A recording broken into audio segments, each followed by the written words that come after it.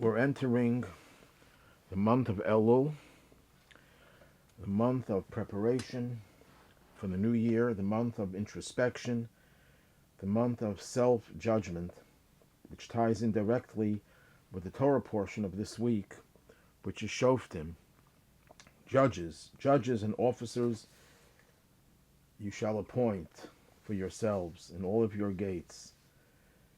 And our great Kabbalists, among them the known Shalah, Yeshaya Halevi Hurovitz, who lived about 350 years ago, they explained that this is not just a commandment to the Jewish nation upon entering the land of Israel to appoint judges and officers to enforce the law, but it's a reference to each and every one of us. We also have gates, entranceways, the way things come into our consciousness, the way things go out, and those gates have to be patrolled and governed by these judges. We have to use our intellect to examine all of the influences that go into us. And we're living in a world where we're bombarded with all sorts of influence that is not very kosher, and we have to learn how to discern between kosher influences and non-kosher ones. And that's the admonishment of the Torah, to appoint judges and officers. Judges are the ones who determine what's right and what's wrong, and the officers are the ones who implement their decisions. And when it refers to all your gates, it means also the gates of every individual. Now, there's an interesting anomaly that the Rabbi points out. Here it talks about appointing judges and officers. What are the officers all about? What is their function? So Rashi explains, to implement the law. The judges give a ruling, and the officers make sure that the ruling is followed. Now, in the book of Isaiah, where he predicts the future, and it's paraphrased in our daily prayers, there it talks about, I will appoint judges and advisors. Doesn't mention officers.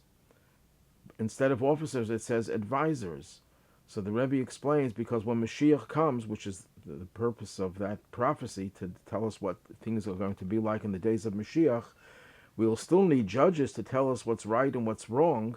They're the ones who will guide us halachically, legally, but we won't need the officers to implement it, because in the days of Mashiach we won't have a need to be forced into compliance with the law.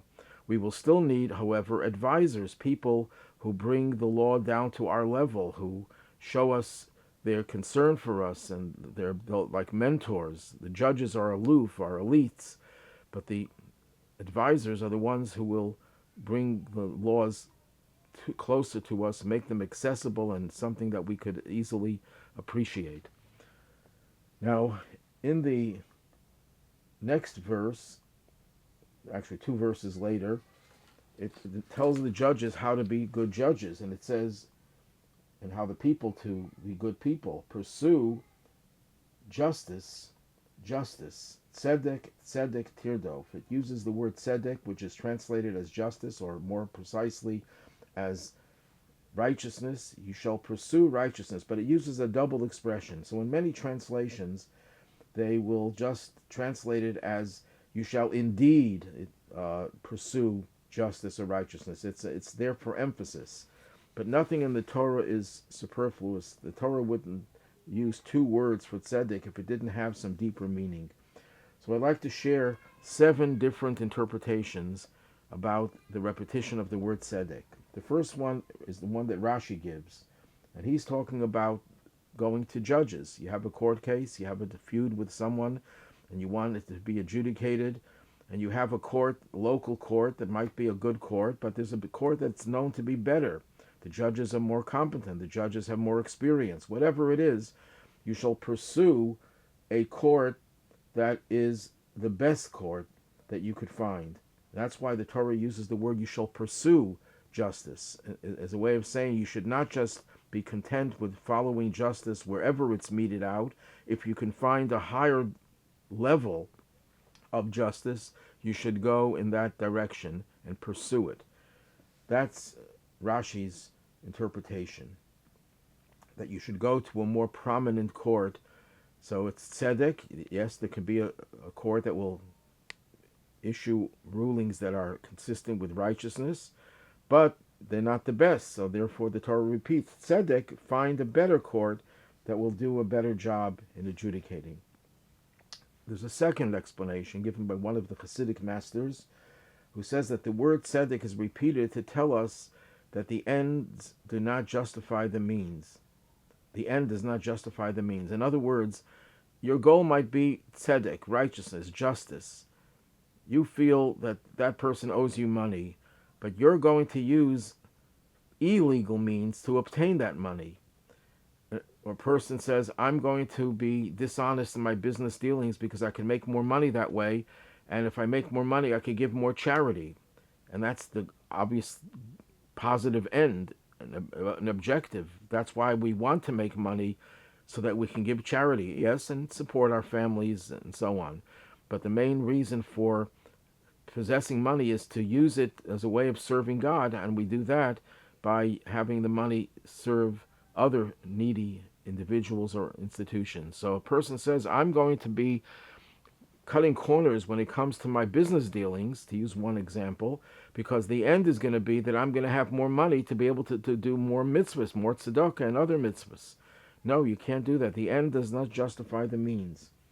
We could apply this in a more broader way to Jewish history. Jewish history has two parts to it. All of Jewish history from the beginning till today is the pre-Messianic era. And then we have the Messianic era. The Messianic era is the goal, it's the end result. That's why we're here for thousands of years, to build a world that will evolve into, actually not evolve in one sense of the word, but will become the ultimate godly world, a world of perfection, a world of righteousness. So one could think, if that's the goal, we don't care how we reach that goal. So the answer is no. The way we reach that goal of perfect righteousness is through righteousness today. Today we live our lives as if we are already in the age of Mashiach, as if we're already living in Yerushalayim with the whole third Beis Hamikdash built, and there will be the highest standards of righteousness through the Sanhedrin that will be reconstituted. That's the goal. And however we reach that goal, who cares, as long as we're going to get to that goal? And the answer is no. Tzedek, that to reach that ultimate level of tzedek, we need tzedek today, even though we're still on the road towards that goal. The third explanation is that it's to convey a general message that we should not rest on our laurels. As righteous as we can be, we must always seek to achieve even higher levels of righteousness. Now, it's interesting that in most areas of life, people don't want to have just the bare minimum. When it comes to health, the person doesn't say, as long as I can breathe and as long as I can still walk, I don't care how ill I may be, God forbid, because I'm essentially surviving. No, we want to thrive with our health, and the same thing is true with our wealth. Very few people would say, I make enough money to live, basic bare minimum. Why should I try to make more money? People want to make more. People want to grow in many different areas of life. Why should it be that when it comes to Judaism, when it comes to spirituality, people think they could just carve out a comfortable niche and that would be enough? No, tzedek, the idea of righteousness has to be tzedek, has to be a constant striving to go higher and higher in matters of righteousness. A fourth explanation, the term tzedek, which means righteousness and a sense of justice, is also related obviously to the word tzedakah, which also means at its root righteousness, because tzedakah is not just an act of kindness, it's also an outright requirement and an act of righteousness. So when a person gives tzedakah, there can be two approaches. One could respond to the needs of the needy. Anytime a poor person or a poor institution comes and solicits, you're more than willing to give, and that's great. That's a wonderful mitzvah.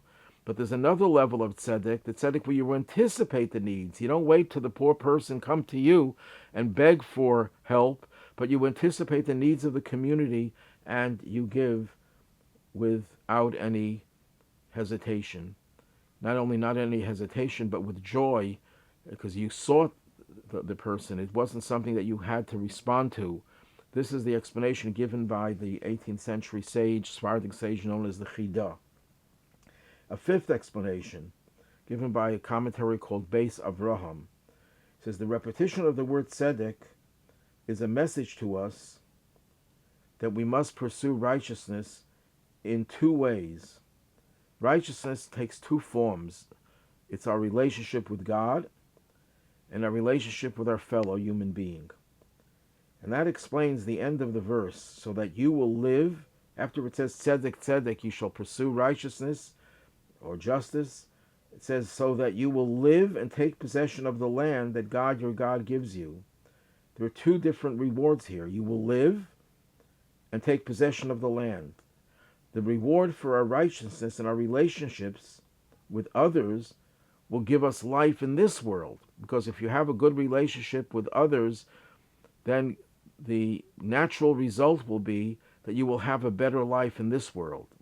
It simply can mean that the people to whom you're so nice will reciprocate with niceness. Will also return the favors to you. But it goes deeper than that. Whenever we do something to make the world a better place, the world responds in kind. But that's one reward. The second reward is that you will inherit the land. Whenever the Torah uses the term inherit the land, while literally it means inherit the land of Israel, but it also refers to the future land, the Olam Haba, the world to come, that when you have you pursue a righteous relationship with God, you will be rewarded in the world to come. A sixth explanation, there are two aspects of giving tzedakah. Yes, even when you help a poor person, there are two ways you can do it. When a person gives tzedakah to the poor, you did your share, you did your part, you did it right, you receive 6 blessings. But when you also pacify the poor person, you show the person not just that you're willing to part with your money, but you're willing to give the person some confidence. You want to give some soothing assistance and making them feel better, then you are blessed with 11 blessings. So this is when the Torah wants to convey with the repetition of the word tzedek that we should observe both forms of tzedakah.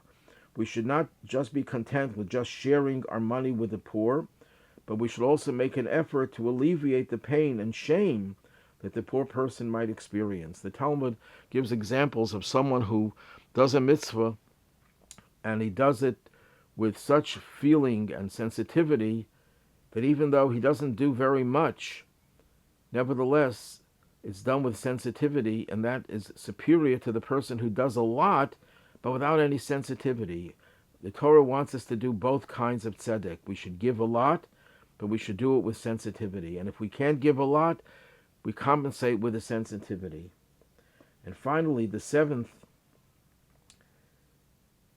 and also just to add to that, whenever we talk about us doing a mitzvah, the Talmud tells us that in the Midrash, that whenever we do a mitzvah, God reciprocates and does the same mitzvah. We put on tefillin, which extols God's greatness, the unity of God.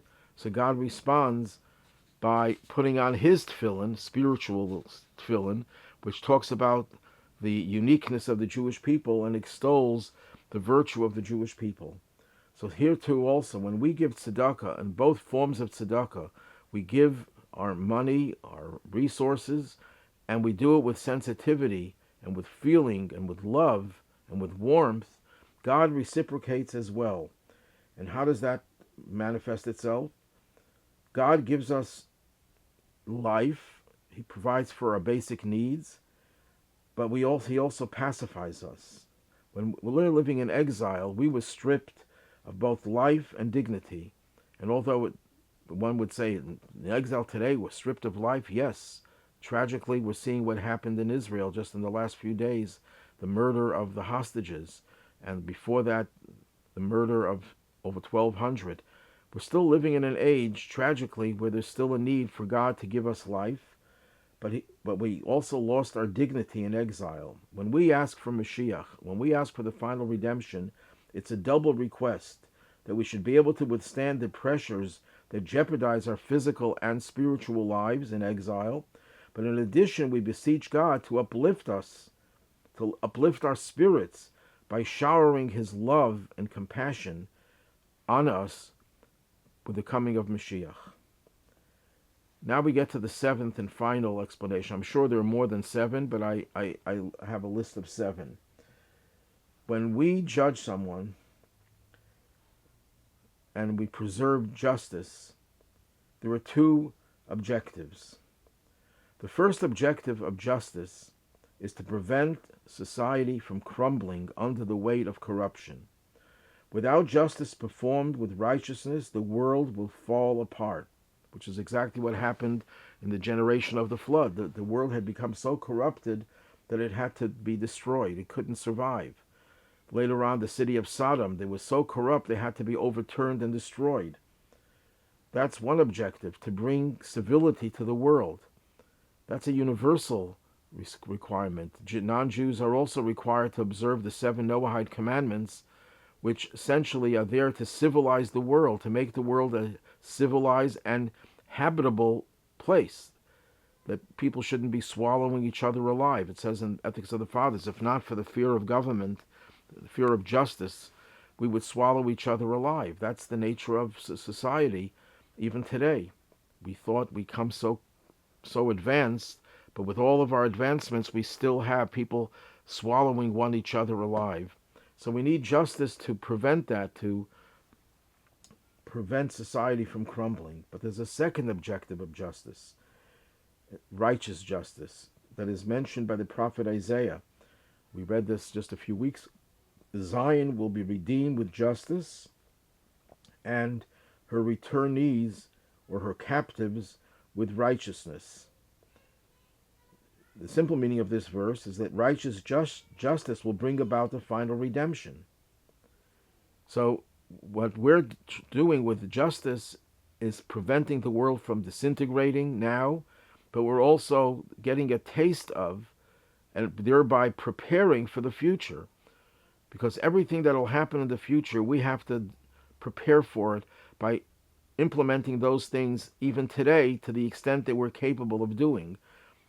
So justice is not just to keep the world civilized, because even if the world would be civilized, we'd still need the pursuit of justice to prepare for the age of Mashiach, when we'll have ultimate justice.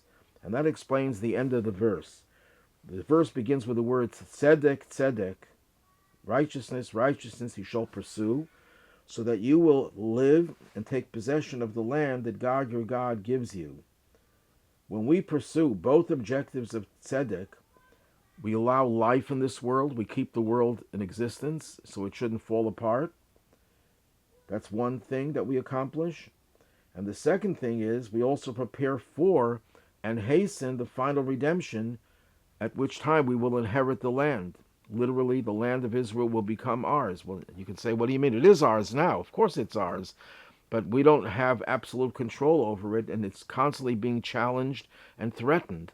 When will we have total control over the land? It'll become our inheritance exclusively, and no one will challenge it. That will happen in the days of Mashiach. So when we have both objectives in righteousness, one is to keep the world going today, and the other one is that we're preparing for and paving the way for the future.